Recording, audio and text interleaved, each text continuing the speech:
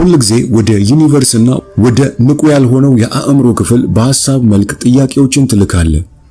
ቃል በቃል የምታስበው፣ የምታነበው፣ የምታወራውና ትኩረት የምትሰጠው ሁሉ ማለት ነው። ይህም የምታነባቸው መጽሐፍትና መጽሔቶች፣ የቴሌቪዥን ፕሮግራሞችና የምትመለከታቸው የሶሻል ሚዲያ እንዲሁም ፊልሞች፣ የምትመልሳቸው ቴክስትና ኢሜሎች፣ የምታያቸው ድረገጾች፣ የምታነባቸው ብሎጎችና የምታደምጣቸው ሙዚቃዎችን ይጨምራል። ክፋቱ የምትልካቸው እነዚህ ሐሳቦች ጥንቃቄ ያልተደረገባቸው፣ እርስ በርሳቸው የሚቃረኑ፣ ውጤት አልባና ያልታሰበባቸው መሆናቸው ነው። የሚፈጠሩትም ከህሊናችን ዕውቅና ወይም አስተሳሰብ ውጭ ነው። የባሰው ደግሞ ራሳችንን ስንወቅስ፣ ስለ ነገሮች ስናማርርና በሕይወታችን ላይ ባለ እጦት ላይ ስናተኩር አሉታዊ ጥያቄዎችን ወደ ዩኒቨርስ የምንልክ መሆኑ ነው።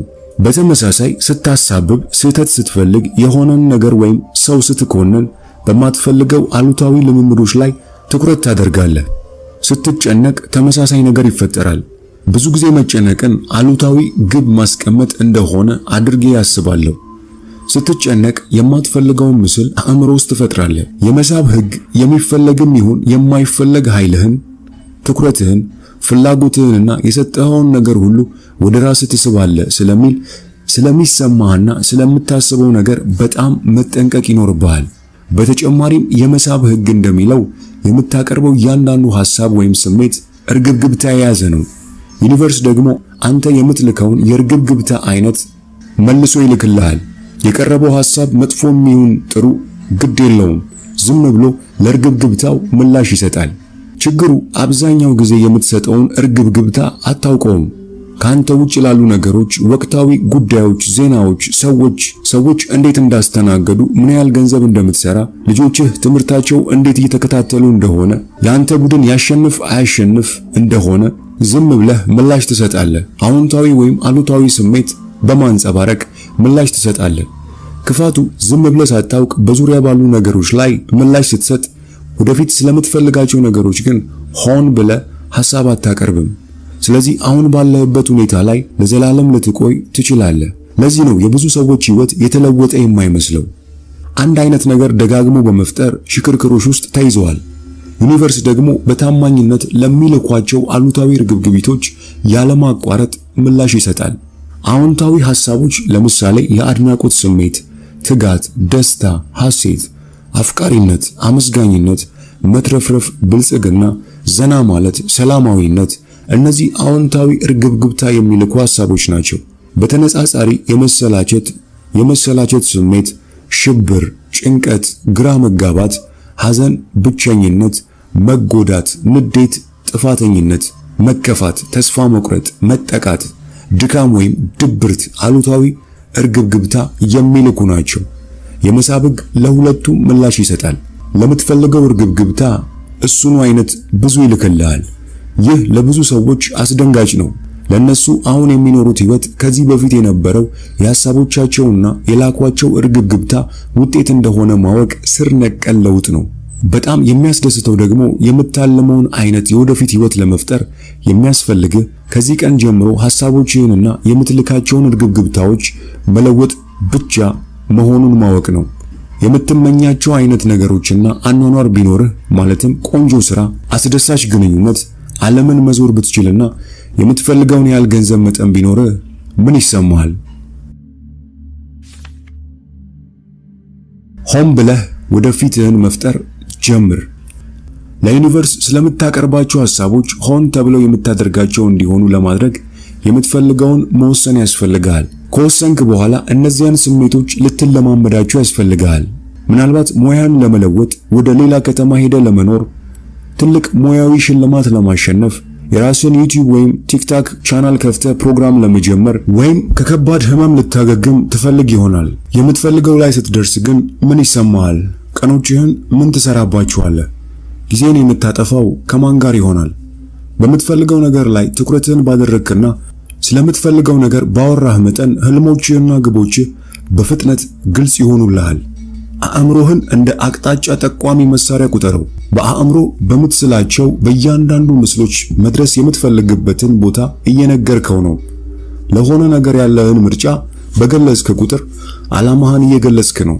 መስኮት አጠገብ ያለ ጠረጴዛ፣ የስብሰባ ቦታ፣ የፊት ለፊት መቀመጫዎች፣ አንደኛ ደረጃ የጉዞ ትኬቶች፣ ወደ ውቅያኖስ የሚያሳይ ክፍል፣ ፍቅር የተሞላበት ግንኙነት። እነዚህ ምስሎችና ሐሳቦች ሁሉ ወደ ዩኒቨርስ ጥያቄዎች ይልካሉ። ዩኒቨርስ አንተ በምትፈልገው ላይ እንዲያተኩር ቃላትን ተጠቀም። በእርግጥ ለዚህ የማትኮር ሂደት ግብን እንዴት ማስቀመጥ እንዳለብህ ማወቅ በጣም አስፈላጊ ነው። ከዕዳ መውጣት እፈልጋለሁ በሚለውና አእምሮህን አሁን ያለብህን ዕዳ ላይ እንዲያተኩር በማድረግ ንግግር ፈንታ የምትኖረው በሀብትና በመትረፍረፍ ነው በል። እንደዚህ ያሉ ቃላት በአዎንታዊ አስተሳሰብ ውስጥ እንድትቀጥል ያደርጉሃል። ከሌሎች ሰዎች ጋር ስላለ ሁኔታ ስታወራም በተመሳሳይ መንገድ ጥንቃቄ አድርግ። ነገሮች አሁን ላሉበት ሁኔታ ማውራትና አሁን ባለህበት ሁኔታ ምን እየተካሄደ እንደሆነ መግለጽ በወደፊት ላይ የሚፈጥረው ተመሳሳይ ነገር ነው። አሁን ስላለህበት ሁኔታ ማሰብም ሆነ ድምፅ አውጥቶ አስተያየት መስጠት አሁን ያለህበትን መግለጽ ሳይሆን ወደፊትህን ማዘዝ ነው። አሉታዊ ሐሳቦችን በአዎንታዊ መተካት። አስደሳች የወደፊት ህይወትህን በአእምሮ ውስጥ ማስገባት እንደምትችለው ሁሉ በተመሳሳይ መንገድ የማትፈልጋቸው ነገሮችንም አእምሮህን በመዝጋት ልትከላከላቸው ትችላለህ። የማትፈልጋቸውን ነገሮች ስታይ ስለነሱ ላለማሰብ፣ ላለመጻፍ፣ ላለመናገር፣ በእነሱ ላይ ትኩረት ያደረገ ቡድን ውስጥ ላለመግባት፣ ከነሱ ጋር ላለመጋፋት ሆነ ብለህ ውሳኔ አድርግ። ራስህን ስትጨነቅ ወይም በማጣት ላይ ስታተኩር ካገኘኸው እነዚህ አሉታዊ ሐሳቦች በፍጥነት በምትፈልጋቸውና ስትሰራቸው በሚያስደስቱ ነገሮች፣ ስዕሎችና ስሜቶች ተካቸው።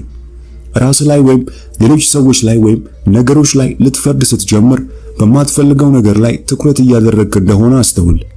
ሐሳብህን ወደ ሌላ ለማዞር እርምጃ ውሰድ። የሰው ልጆች መብት መሪ ዶክተር ማርቲን ሉተር ኪንግ ታዋቂ ንግግር ወቀሳ አለኝ አይደለም የሚለው ህልም አለኝ ነው የሚለው። ማዘር ትሬዛ በጸረ ጦርነት ተቃውሞ ላይ ለምን እንደማይሳተፉ ሲጠየቁ ያንን አላደርግም፣ ነገር ግን ሰላምን የመደገፍ ስብሰባ ባደረጋችሁ ጊዜ አብሬያችሁ እሆናለሁ ሲሉ ነበር የመለሱት። እነዚህ ታላላቅ መሪዎች ከሆነ ነገር ተጻራሪ መሆንንና በተቃራኒነት ላይ ማተኮር ያንኑ አብዝቶ እንደሚፈጥር ያውቁ ነበር። ለዚህ ነው ተመስጦ፣ ማስተዋልና መረጋጋት በጣም አስፈላጊ የሆኑት። ትኩረትህን መሰብሰብና ሐሳቦችህን መቆጣጠር ስትማር የምትፈልገውን ለመፍጠር በጣም ኃያል ትሆናለህ። የተስፋ መቁረጥ፣ የተስፋ ማጣት፣ የድብርት፣ የጥፋተኝነት፣ የፍርሃት ስሜቶችን የሚፈጥሩ አሉታዊ ስሜቶችን በሙሉ የደስታ፣ የፍቅር፣ የመቀበል፣ የተስፋ፣ የሰላምና የሐሴት ስሜቶችን በሚፈጥሩ አዎንታዊ ሐሳቦች ተካ። የምትፈልገውን ጠይቅ፣ ከዚያ እንዴት እንደምታገኘው ዩኒቨርስ ይጨነቅበት። በሶስተኛ መመሪያ እንደገለጽኩት የምትፈልገውን ወስን። ያንተ ሥራ በምትፈልገው ነገር ላይ ትኩረት ማድረግ ብቻ ነው። እንዴት እንደምታገኘው አትጨነቅ። ያ የዩኒቨርስ ሥራ ነው። እናም እንደምናየው እርሱ ሰዎችን፣ ሁኔታዎችን፣ ገንዘብና ሌሎች የምትመኘውን ግብ ላይ እንድትደርስ የሚያስፈልጉ ነገሮችን የማምጣት ክስተት ላይ ጎበዝ ነው። በትክክል የምትፈልገውን የምትወስነው ሆነ ብለህ ይሁን። ትኩረትን ሐሳቦችህ ላይ አድርግ። ከሐሳቦች እርግብግብታ ጋር የሚያያዙ ሰዎችን፣ ነገሮችንና ልምምዶችን ይስቡልሃል። ልክ እንደ አቅጣጫ ጠቋሚ መሳሪያ ግቦችህን ለዩኒቨርስና ለቴክኖሎጂዎች ስታቀርብ በሚያቀርብልህ ነገር ትደነቃለህ። ይህን ጊዜ ነው አስማቱና ተአምራቶቹ በእውነት የሚሰሩት። ህልሞቻቸውን፣ ፍርሃቶቻቸውንና ፍላጎቶቻቸውን ለአምላክ ለመስጠት ለሚፈቅዱ ክርስቲያኖችና ሌሎች የእምነት ሰዎችም እንዲሁ ነው። እርምጃ 2 የምትፈልገውን እንደምታገኝ እመን። ከዚያ እርምጃ ውሰድ። ፍላጎታችን መሰረታዊ ነገሮችንና ኃይልን፣ ድርጊትን፣ ሁኔታን፣ አጋጣሚንና ተፈላጊውን ውጤት ለማሳካት የሚያስፈልጉ ግንኙነቶችን ይስባል። ዝርዝር ውስጥ መግባት አያስፈልገንም። እንደውም በጣም መሞከር መልሶ ሊጎዳን ይችላል። ፍላጎቶችን ለማሳካት የውስጥ ያልሆነው የማሰብ ችሎታ ከዩኒቨርስ ጋር እኩል ይሰራል። የምትፈልገውን ለማግኘት ማመን ማለት ምን ማለት ነው? ይህ ማለት አዎንታዊ ነገሮችን መጠበቅ መለማመድ፣ የወደፊት ህይወትህን ከአንተ በላይ ኃይል ያለው እጅ ላይ እንደተቀመጠ በማወቅ ቀንህን በእርግጠኝነት መምራት ማለት ነው። የምትፈልገው በፍጹም እርግጠኝነት የመሆኑ ጉዳይ በጽናት ላይ የተወሰነ ነው። ይህ ደግሞ ሁል ጊዜ ቀላል አይደለም። መትረፍረፍና ደስታን ከማግኘት የሚከለክላቸው እምነታቸው ውስን መሆኑ ነው።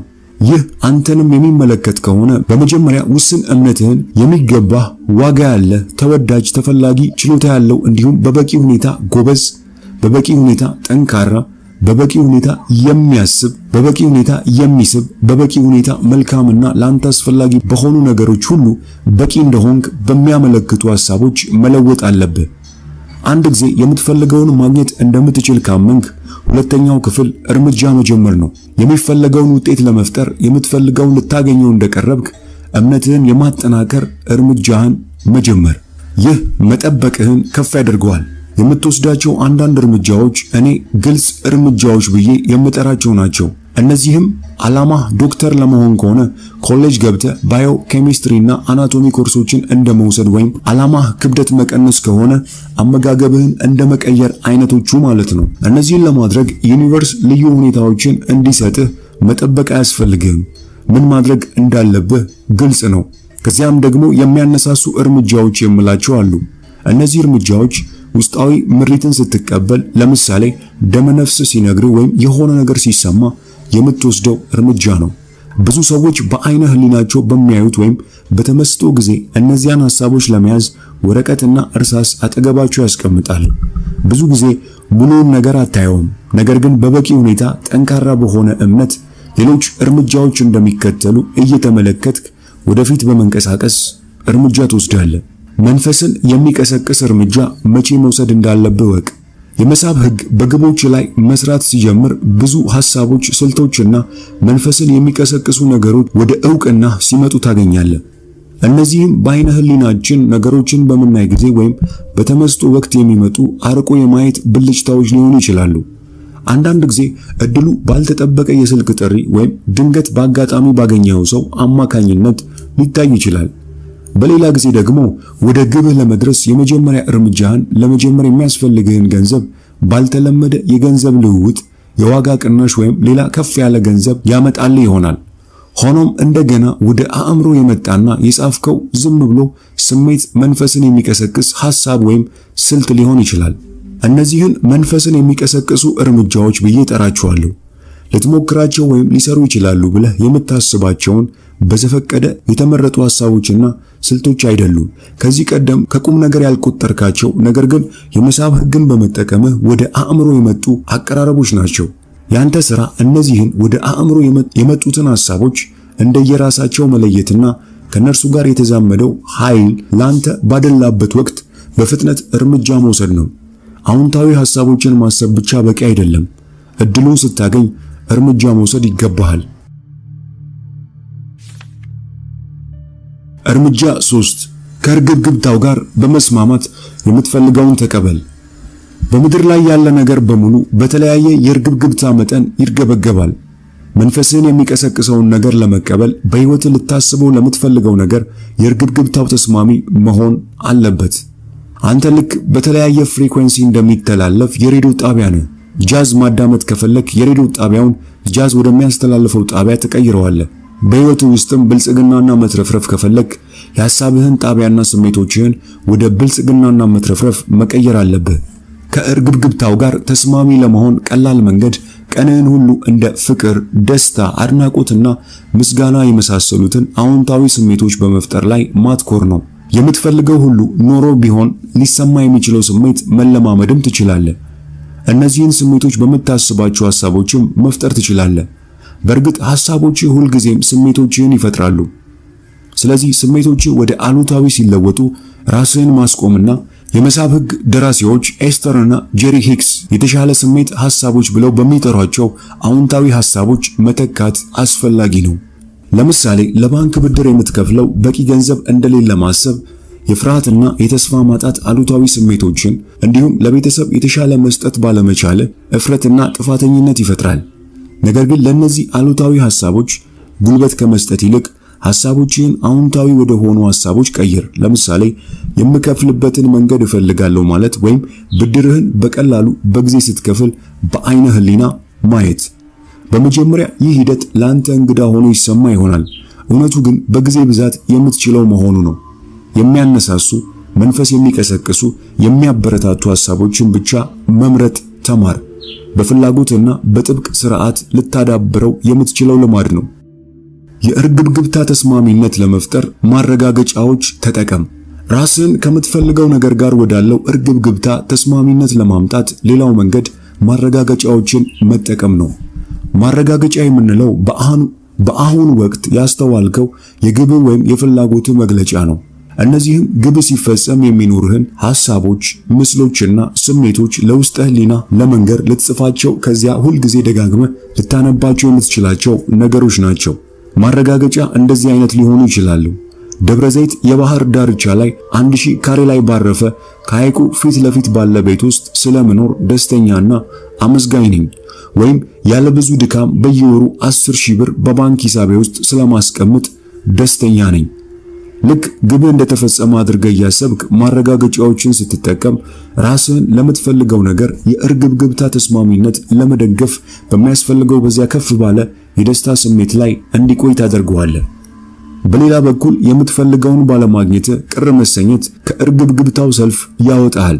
የምትማረር፣ የምትወቅስ፣ የምትፈርድ፣ የምትገምትና የጥፋተኝነት ስሜት የሚሰማ ከሆንክ የምትፈልገውን ለመቀበልና ለመፍቀድ አይቻልም። እነዚህ ስሜቶች የምትፈልገውን ሁሉ እንዲርቅ ይገፉታል። በህይወትህ ሁሉ የምታቀርበው ጸሎት አመሰግናለሁ የሚል ከሆነ ያ በቂ ነው። በአድናቆትና በምስጋና የእርግብግብታን ተስማሚነት ፍጠር። በፍጥነት ግብህን የሚገልጹ ሁለት ኃያላን ስሜቶች አድናቆትና ምስጋና ናቸው። አስበው፣ የምትፈልገው የትኛውንም ነገር ስታገኝ በመቀበልህ የአድናቆትና የምስጋና ስሜት ያድርብሃል። ትኩረት ልትሰጠው የሚገባህ ታላቅ ስሜት አድናቆት ብቻ አይደለም። የምትፈልገውን ነገር ወደ ራስህ ለመሳብ ምስጋናም ኃይልም የአእምሮ ዝግጁነት ነው። አድናቆትን የየቀኑ ስርዓታችን በማድረግ የአድናቆት ልማድ እንዲኖረን ማድረግ እንችላለን። በቀን ከ5 እስከ 10 ደቂቃ አድናቆት ላይ ትኩረት ለማድረግ ወስን። በማስታወሻ ላይ የምታመሰግንባቸውን ነገሮች ዝርዝር። እኔ ስጀምር እንደዚያን ያደረግኩት። አድናቆትና ምስጋናን በተመስጦ መለማመድ ትችላለህ። ይህም ዙሪያን በመመልከት የሚያስደስትህን የሆነ ነገር አስተውል። እንዴት አስደናቂ የሚያምርና ጠቃሚ እንደሆነ ያሰብ ትኩረትህን ሰብስበ ተመልከተው። የራስህ ነገር ከሆነ በህይወትህ ውስጥ ስላገኘኸው አድንቅ። አድናቆትህ እየጨመረ እየመጣ እንደሆነ እስኪሰማ ድረስ መመልከትህን ቀጥል። ይህንን ስታደርግ ለዩኒቨርስ እባክህ እንደዚህ አይነት ብዙ ስጠኝ የሚል መልእክት እያስተላለፍክ ነው። በመጨረሻ የምታደንቀው ሌላ ነገር ምረጥ፣ ከዚያም ደግሞ ሌላ፣ ከዚያ እንደገና ሌላ። በመጨረሻም አሁን ይህንን መጽሐፍ ከማንበብ እረፍት አድርጋችሁ ያላችሁበት ቦታ ሆናችሁ አድናቆትን ተለማመዱ። ምን እንደሚሰማችሁ እንደሚያደርግ አስተውሉ።